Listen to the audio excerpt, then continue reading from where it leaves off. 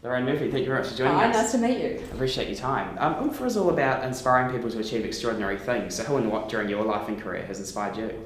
Well, I didn't start out with a big grand plan of, I was going to go somewhere and do something. But I had a number of people along the way who gave me some really wise words or inspired me around saying, you could be bigger, you can be better. And so that really propelled me. And then I got to about 30 and then I thought, actually, I could do these amazing things. And I took some risks and I did jobs I didn't think I could do, and I moved to countries that I had thought, well, why not, and give it a go, and just really took, I think, more risks than I ever anticipated I would, and they've paid off, which has been fantastic. Yeah, and you must have had some pretty inspiring, I guess, bosses and leaders along the way you've worked with in businesses and so on as well. Yeah, and it's funny, you've had great bosses and you've had lousy bosses. Yeah. And one of the sad ironies of life is sometimes you learn more from the lousy bosses than you learn from the great bosses. Yeah. But, you learn something from everyone, and I think about a lot of the bosses I've had, and I remember someone because they were great with people, or someone was really great with innovation, or someone was really smart with the numbers. And so, you kind of take something from each person you've worked from, and you take the learnings from that and you keep moving forward. Yeah, brilliant. Kind of put that in your bag and then you keep moving forward. Because I always feel like, as a leader, as a person, you kind of have this backpack and you're putting things in it as you go along the way,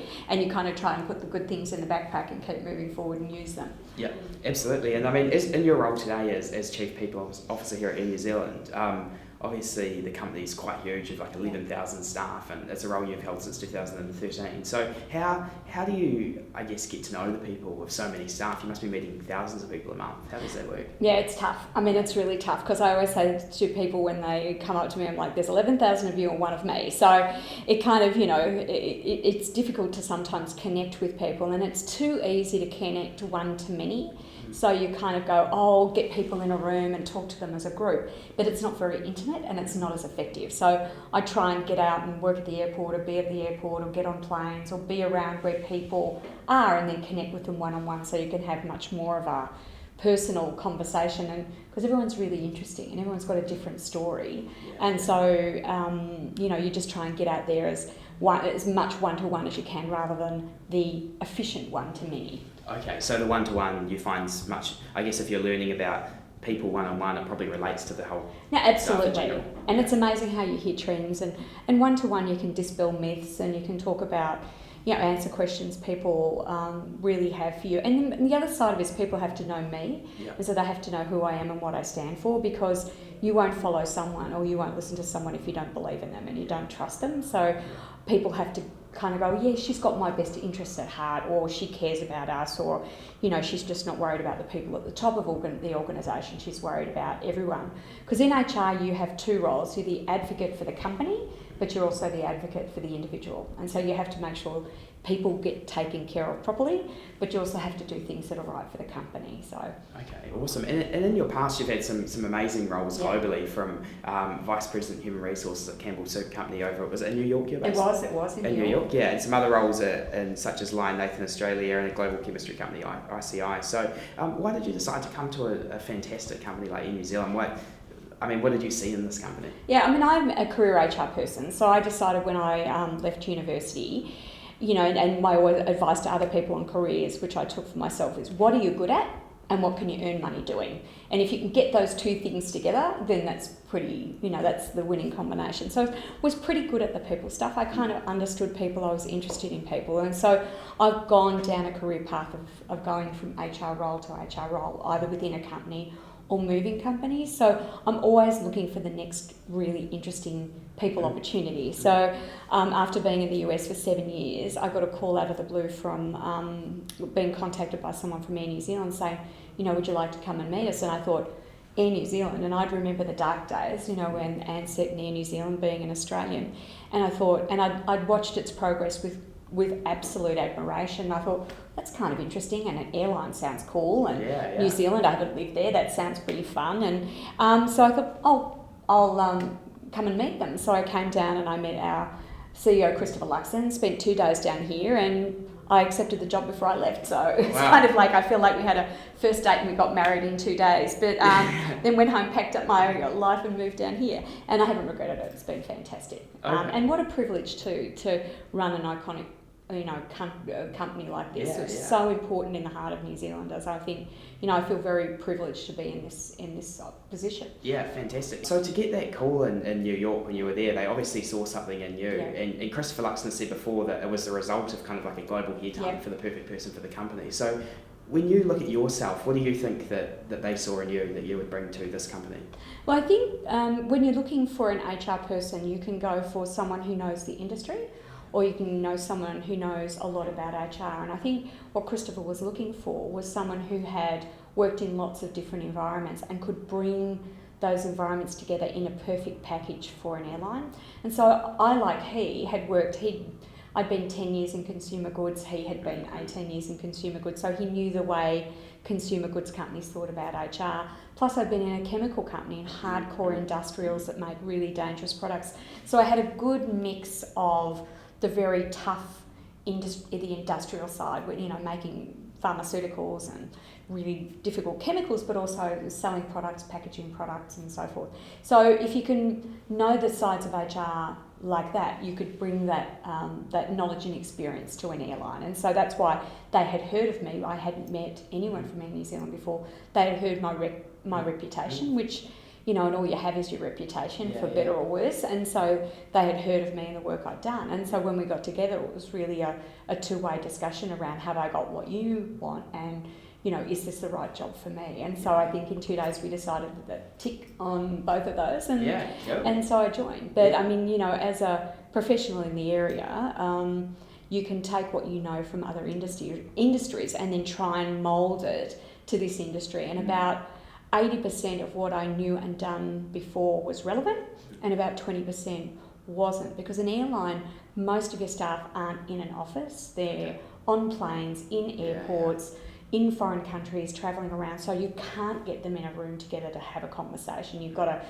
follow them around, when they work with each other, they actually don't work with the same crew every day. So this pilot doesn't work with this first officer and doesn't work with this crew. They're not an intact team. So that's quite unique from an HR point of view. So that seemed like a very interesting opportunity. Yeah, and did you and do you today have a vision for the people of this company? Yeah, I think, Christopher talks about taking Air New Zealand from good to great, and I think there is a complacency about sitting at good, and we all want to be great, and we can't be great at everything, but we want to figure out what we're great at. And I think Air New Zealand as an airline could really stand out in the world of airlines. And I don't know about you, but I travel a lot, and I travel through foreign countries and different carriers, and it's a world of commodity and unpleasantness, and you just think, just get me there, and I hope it's just not too horrible. Whereas we want Air New Zealand to be a wonderful journey and a fun journey and an exciting journey. Like, people used to really enjoy travel and the idea of travelling, not just being at the destination, but getting to the destination. So the vision, and that's all through the people. I mean, everybody can buy Dreamliners and have nice airport lounges, and it's all about the people. And even more in an automated world where people are now buying tickets online and through call centres, they're not actually meeting a person until they get to the airport or on a plane. So it's all about the people interaction that buys people's loyalty to Air New Zealand. And just talking about, I guess, company culture as well, just going back to that before, I mean, Air New Zealand has an awesome company culture. So I guess one thing I've been thinking about is what just builds a company culture in the first place? Yeah, and there's a pretty common belief that how leaders behave is about 80% of the culture. So what leaders do and don't do, reward, punish, recognise, ignore, sets the tone. So that's the culture. Then what happens is a consequence of that either suits you or doesn't suit you. It either engages you or disengages you. And depending on if you're engaged or disengaged, you perform or you don't perform. So the culture all starts with the leader, and that the leader, knows people, treats them with respect, makes clear what's expected from them and gives them feedback and so forth. That sets the culture. And the last 20% is, the parties and the recognitions and stuff. And I think where some people get confused is they think culture is all about the party, but actually it's all about the respect and the discipline and the listening and and the real relationship you have with your leader or your leader's leader. Yeah, so I guess at the end of the day it does come down to the people in general. Yeah. So how do you go about building a team and getting people working together, and is that quite a challenge sometimes? Yeah, it's really hard because I don't know about your family, but my family's pretty crazy. Yeah. And trying to even organise a Christmas lunch is crazy. So when you get 11,000 people together with different hopes and dreams and ambitions and backgrounds and experiences, is really challenging. And so we have 1,000 frontline leaders in New Zealand, so 1,000 leaders of people. And so we work a lot through the leaders to say, of the people that work for you, and like, how do you make that the best possible microcosm? We set some standards around some values around how we expect everyone to behave, and so that they know what our expectation is. And then we say, okay, leader and team, leaders and followers, make this the best place for you to work. And so when you add it all up in the big pyramid, then it kind of, hopefully you have a culture that's enduring and enduring in a really constructive way, rather than, you see cultures, and I've worked in cultures that are really destructive or mean, and you never get the best out of people in that, and they're either wanting to leave or they're wanting to stay but really unhappy because the money's good and they're not doing their best. So that's our goal. Yeah, brilliant. And what's one of the biggest mistakes, I guess, you see companies all over the world making in regards to their people, and it's something that's just quite misunderstood? Well, I think if I had to do one thing in a company, and I think people often mistake it, and to me it's around performance and clarity. And so most people want to know what's expected of them, and they want to know how it's going, and they want to know how what they're doing contributes to the bigger picture, so that they don't feel like they're beavering away at their work, but it makes no difference whatsoever. And I think people forget to make those connections, so they kind of go, well, you should know what your job is, or you should know how you're going, and so they just assume, oh, I run into them in the corridor all the time. They know how they're going. And, we'll get people who'll say, I haven't had a real proper performance appraisal for years, because someone's gone, yeah, you're good, we're good. And so people don't really know where they stand. And I think that really destabilises people. And so it doesn't sound very sexy, and it doesn't sound very, exciting. People want to have parties and all that kind of stuff, but it really is down to the basic fundamentals of relationships. Good relationships and good communication between two people. And we say to our managers, 1,000 leaders of people, it's a privilege for you to lead people. You have to treat it with respect and dignity, rather than, they'll be right. They really have to put an effort into doing it properly. Yeah, brilliant. And in a company that's known, I guess, globally for having an awesome people culture, where do the challenges lie now to take it, as Christopher says, from good to great in your role? And I think when we have an awesome culture, we've had patchy performance as a company. And so Christopher will often talk about a three-legged stool. So it's happy customers, happy investors, and happy staff. And happy customers are great service and wonderful planes and good lounges. Happy investors are making a profit, and then happy staff, and that means staff are engaged and aligned to the company and feeling valued by the company. And so we have to get all of those things into our culture, that our employees are really clear that the customer is king, that we have to continue to make money, because when we make money we can invest back in customers and lounges and planes, and in them in development and so forth, and that customers have a responsibility, so employees have a responsibility in all of those three areas. So that's where we're going from the good to great piece around understanding we all have responsibilities beyond our own happiness. Yeah, so making sure that I guess everything's aligning together. Yeah, absolutely.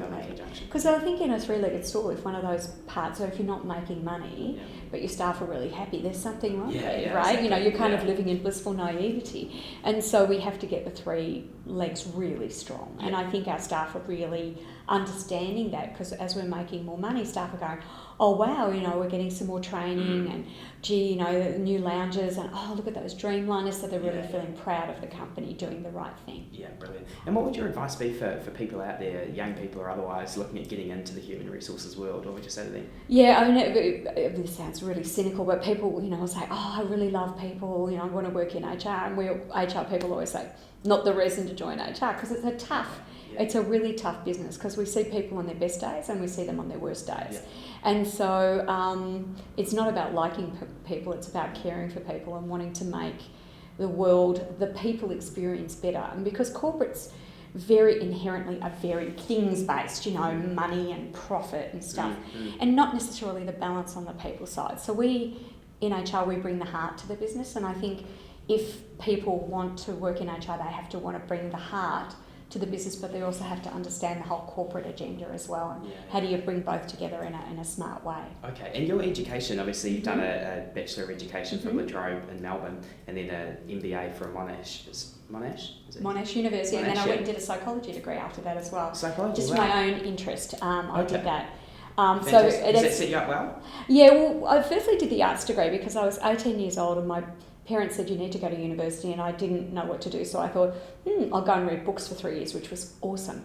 And so I came out with it, and then I thought I better do a 4th year because I better teach, because having read books for 3 years, that's a bit useless, so I'll teach English. And I did my first teaching round, as they used to do in those days, in 4th year, where you have to actually teach students. And, you know, me at all 155 centimetres with a room full of teenagers, and I'm sort of 21 years old, and girls are filing their nails and ignoring me. I thought, I can't do this every day. This is not for me. And so I thought, well, what else can I do with these skills? And that's how I ended up in HR. I thought, teacher, I'll go into training. And I went into training. They were my first jobs.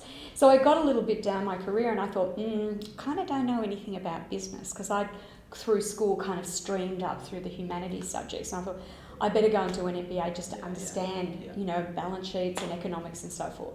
So the good thing about an MBA is you become an amateur at everything and a master of nothing, because you do, economics, finance, you do lots of 16 subjects, but they're all broad like that. So that's the blessing of it, and that's the curse of it. You learn a little bit about everything, but you only learn a little bit about everything. So you don't do a deep dive into anything. But it was great for me to balance my previous education with something that was more corporate. And then I decided to go back and do psychology because I was just interested. I'm interested in how people think and the way their mind works, and having worked in the field of people for a long time, I was just really curious to understand some of the theory behind the practice that I'd seen in real life. So. Yeah. Cool. So I've just got a few quick fire questions to finish off now. So when, from your extensive career, what would you see as the main differences between a really good executive and a really world-class executive? It's funny, there's a really underrated skill of working really hard, and I think some people believe that someone was born charmed, with intellect and connections, and I think, every executive I have worked with who's really good works really hard, and so it's not a magical mystery why they're successful. Yeah. So they work really hard, they constantly reinvest in themselves, they don't get to a point where they think, seen it, done it, know it, I'm good now. They're lifelong learners, and they're always curious, and they're always adding to new knowledge to their skill set around, gee, I would have done that differently, and what did I learn by that circumstance? So they are intellectually curious, and they are a good balance between the people, the things and the people, so they can do both sides of that. So I think that's, good executives can't, and they can manage all of those 3 pillars of the stool, but they manage the people side just as rigorously as they manage the financial side. And you'll see, lots of CEOs who you see interviewed who it's all about the numbers and making the profit, but there's no humanity in that. And, and the people make the profit, and if you disconnect from your staff, you really disconnect from the future of your profitability. So I think good executives get that. Okay. And just in summary, what would be your sort of top 3 bits of advice for people wanting to get into the HR world, if you had to sum it up? Well, I think you need to go into it understanding what it's really all about, and we're about solving problems for the business, and that's what we're about. And so it's not about coming up with all of these fancy programs and kind of going, well, throwing them over the fence. We have to solve those problems in the business. So I think someone needs to be that, have that kind of problem-solving curiosity. I think someone needs to be connected to people. So if you don't have an inherent interest or DNA in people, I think it's going to be a hard area for you. And I think the last thing is, I think you have to be okay with conflict. Because our world, the HR world's quite conflictual. We often have to give people feedback that they're not happy with, or deal with problem circumstances. So, we have good days, and then we have the days that are really tough, and we have to make tough decisions and execute them. So I think those are important things for HR people to think about. Cool. So Lorraine, what would the 16-year-old girl you were think of who you've become today? I think she would have no idea who I was. I think, I was, listening to music and hanging out with my friends and kind of thinking, teacher or nurse, probably that's what I would do. And Yeah. I know I would have had no idea that I would be this person and take the risks that I've taken at 16. Yeah, brilliant. So just to finish off, I mean, obviously you're an incredible asset here at Air New Zealand. You've achieved some amazing things for some of the other companies you work for. I was talking about Campbell Soup Company. I mean, 20,000 staff with a revenue of $8 billion a year. So just incredible stuff. So to finish this interview off, can you please look down this camera here and tell us, what are your wise words for the people of New Zealand? Well, I think it's a little bit about wise words to me and wise words to the people of New Zealand. It's kind of about aiming high and pushing yourself and maybe, getting rid of the self-doubt either as a country or as a person and going, why not? Give it a go, see how it goes. What could go wrong if it failed? And I'll pick up the pieces and be resilient enough to go on. So I think that's that's the advice I'd give New Zealand, and I would give myself if I went back to being 16, I would have given myself that advice then too. Cool. Lorraine, thank you so much. Thank you, lovely to meet you. Cheers, really.